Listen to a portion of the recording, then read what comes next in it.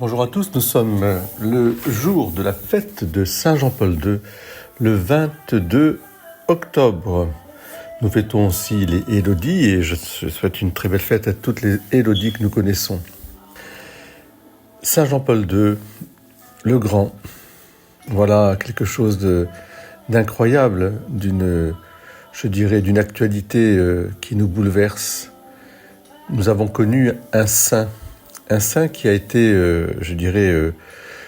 sur le trône de Pierre pendant pratiquement, on peut dire, une trentaine d'années, quasiment, qui a fait passer l'Église du second millénaire au troisième millénaire, et qui a été, non seulement le témoin, mais l'acteur,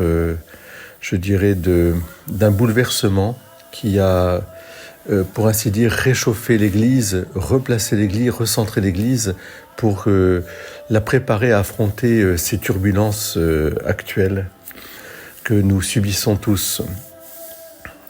1920-2005.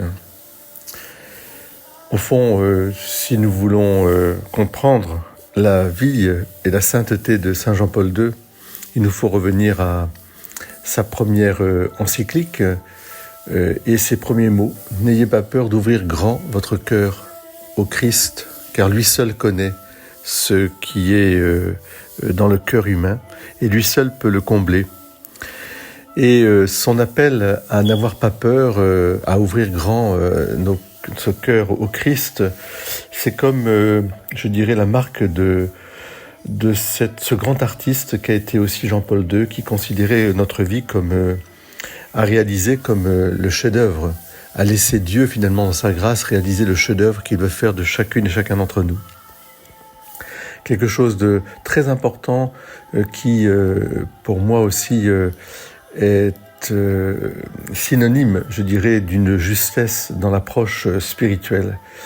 Car tout ce que nous devons le vivre dans l'amour, c'est-à-dire dans le service, dans la gratuité, dans l'élan, la générosité, l'élan créateur, l'élan aussi de miséricorde. Et c'est cela le chef-d'œuvre de l'art. C'est de nous permettre de communiquer à la vérité et à la bonté par l'éclat de cette vérité et bonté qu'on appelle la beauté. Et la beauté est la grâce suprême. Ça commence par notre extérieur, la façon de nous présenter, de parler, la façon aussi de nous encourager, de nous entraider. Eh bien, Jean-Paul II, à la fois lié cette fermeté, bonté, qui est l'éclat de la beauté.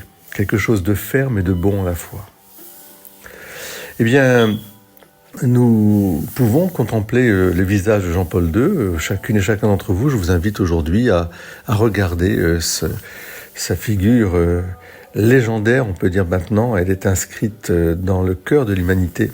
Elle se lèvera pour toujours comme, une figure qui apporte la paix, qui apporte la paix du Christ, c'est-à-dire celle qui remet de l'ordre, qui chasse les ténèbres, qui relève, qui guérit, et qui aussi redonne espérance et joie. Et je terminerai là-dessus parce que le pontificat de Jean-Paul II a réchauffé l'Église. On peut dire que si nous avons quelque chose à aller dans ce sens, c'est d'être nous aussi de ceux qui allument le feu de l'Évangile, le feu du Christ dans le cœur de chacune et chacun que nous rencontrerons. Soyez bénis en ce jour. Bonne fête à toutes les Élodies, et puis bonne fête aussi à ceux qui portent maintenant peut-être la génération Jean-Paul II.